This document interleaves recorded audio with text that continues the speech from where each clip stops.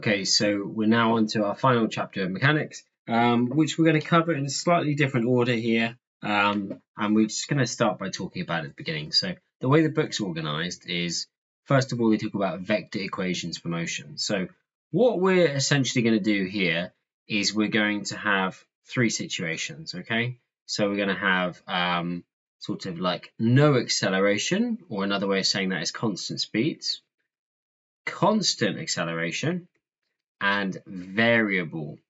Okay, this is the one that we haven't really touched since the end of year 12 content. Variable acceleration. And we're going to talk about how to spot the different kinds and the different approaches that we use. Okay, it is sometimes possible to use more than one approach, but in terms of trying to keep things as simple as possible, we're talking about how to apply vectors to these types of acceleration mainly. So we're going to spend quite a bit of time on chapter 1, on section 1 here, because there's a lot contained in here. And then the end of the book really is about when you use variable acceleration, you're using calculus, which means differentiation and integration. So the last few parts of the book on this are all quite similar. Okay, so I want you to pretend we've got a particle that initially is at some position vector. So it's at 3, 1. And each second it moves at 4, 2. Where would it be after 1 second, 5 seconds, and so on? So if it were at 3, 1 initially, you could think of that as being like there, for example. And if we just do each part separately, so 3, this is kind of like horizontal, the I direction. Each second it's got 4, hasn't it? So it's going sort of 7, then 11, and so on. How about in the J direction? It starts with 1 and then it increases by 2, and then another 2, and so on. So what should hopefully jump out from doing that is the I and the J bit are allowed to do their own thing. They're allowed to separately sort of do what they want. Okay, and we could start to kind of like generalize. We could start to say that, what's the S? What's the position vector? Well, it's wherever it started, and then it's some lots of 4, 2, isn't it? This is more or less what we're using. So this brings us to what's sometimes known as RUVAT, I've heard it called, or position vector R equals R0, R0 being the initial position, plus VT, which I would say to you really is kind of like a common sense one. So where something is where it started plus where it's going times how many seconds it's got to go that way. Okay, so this is what we want to use when we have constant speed. So constant speed, which means no acceleration. No acceleration also might mean no resultant force.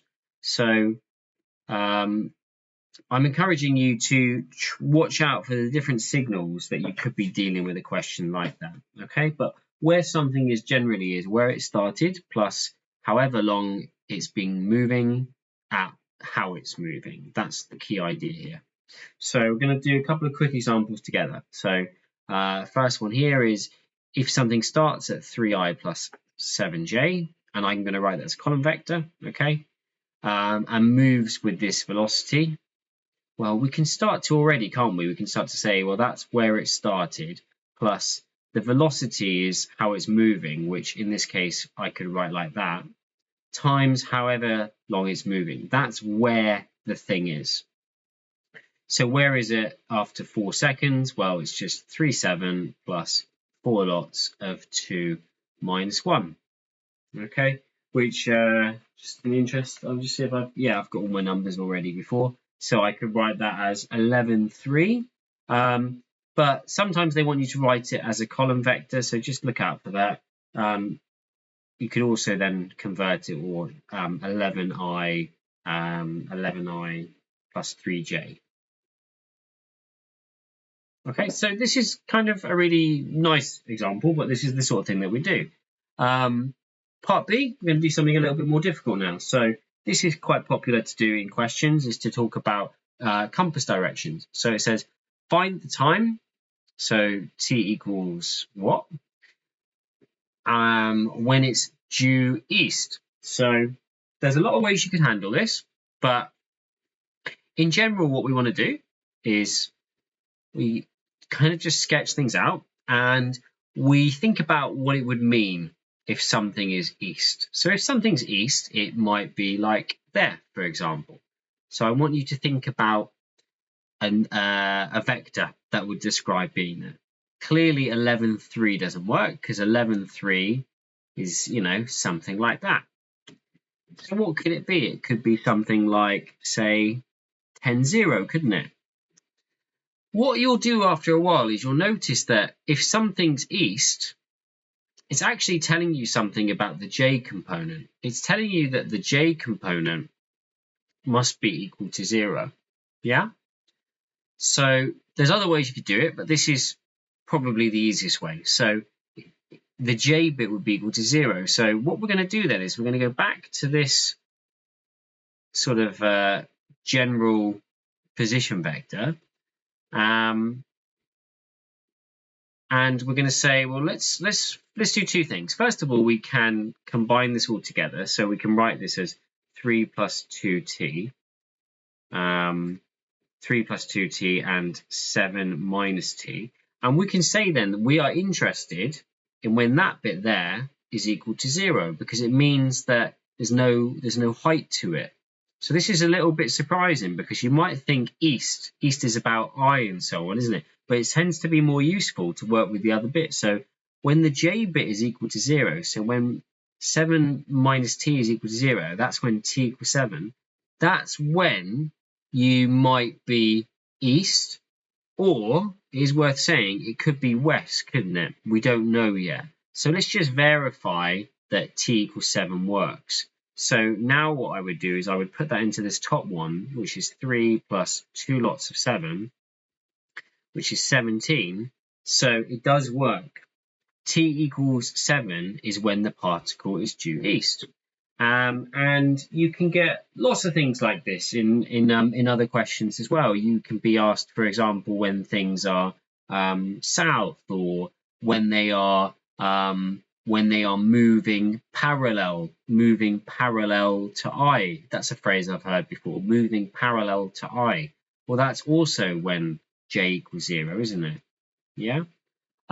So we're going to practice this a bit in some questions throughout the chapter, but a good theme for you to kind of be aware of. Some of the more creative ones are things like, when it's moving northeast. So you might say that when something's moving or when something is northeast, there's a few ways you can deal with this. You could say that if it's northeast, what's interesting is the I amount is equal to the j amount. That's one way you could do it. Or you can also do something that you saw in the year 12 work, where you can say that the thing is parallel to, northeast, something like that. So there's a few different ways you can do it. But if you see east, northeast, parallel to, perpendicular to j, that sort of thing, this is the sort of route that we have to go down. Okay, we're going to just do a couple more questions. So next question. So we're told that, let's say, two particles collide or meet. What does that mean about their position vector? Well, it would mean that they're the same. It would mean that they are in the same place. They're in the same place for the I, and they're at the same place for the j. So I think we're going to have a question now where we try putting that into practice. So particles P and Q, right. So P, particle P, 4I. Well, there's no j there, so that means it's a 0. And it's moving with constant velocity, right? So this is where it was, and it's moving like this. It says I, so that's 1I, 1j. Q is at -3, so again that's -3, 0, and is moving with constant velocity.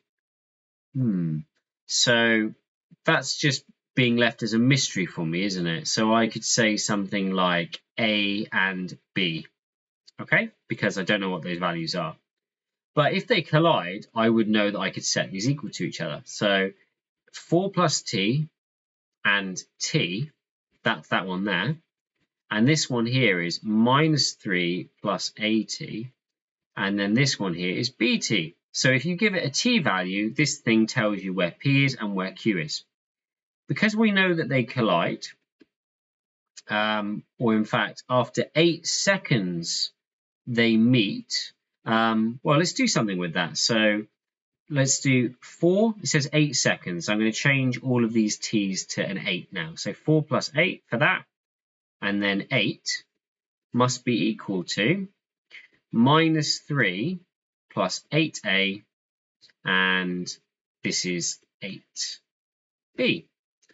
Okay, so this is the I, this is the horizontal. Well, they're equal, okay? They're equal. So 12 equals minus 3 plus 8a.